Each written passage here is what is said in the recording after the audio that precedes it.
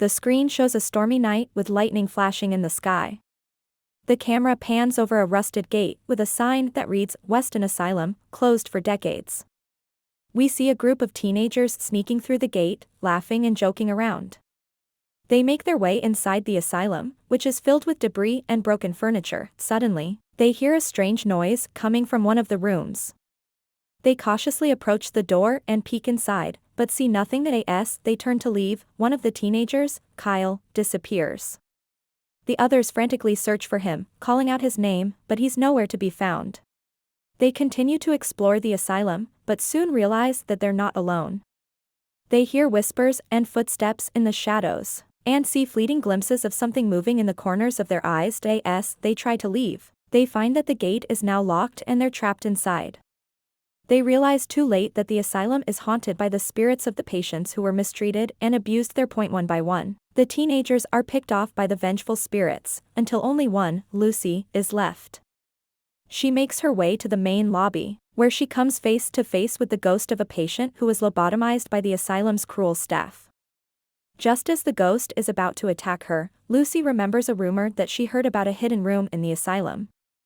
She frantically searches for it, and eventually finds it behind a bookcase. Inside the room, she finds a diary written by the lobotomized patient, which reveals the truth about the asylum's dark past. She uses this knowledge to banish the vengeful spirits and escape the asylum before it's too late. Lucy emerges from the asylum, shaken but alive.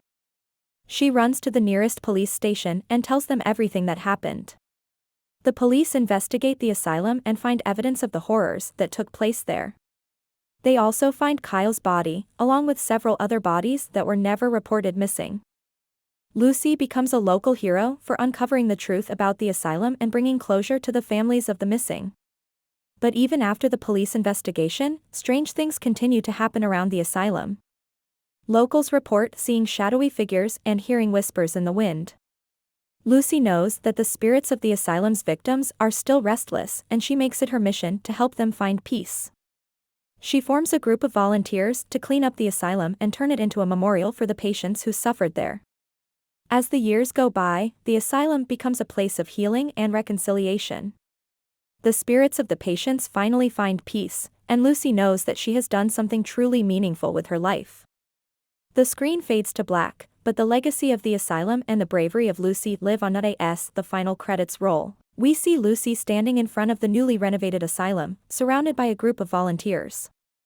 She looks up at the building with a sense of satisfaction, knowing that it has been transformed from a place of horror into a place of healing.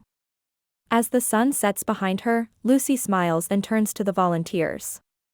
"Thank you all for your hard work," she says. "Together, we have made a difference." The group cheers and raises their hands in triumph as the camera pans up to show the full extent of the renovated asylum. In the distance, we hear the faint whispers of the asylum's former patients, now at peace. We know that their memories will live on, but thanks to Lucy and her team, the asylum will no longer be a place of fear and darkness. The screen fades to black, and the words, "In memory of the patients of Weston Asylum," appear on the screen. The haunting melody of a piano plays in the background, as we reflect on the story we have just witnessed. The end.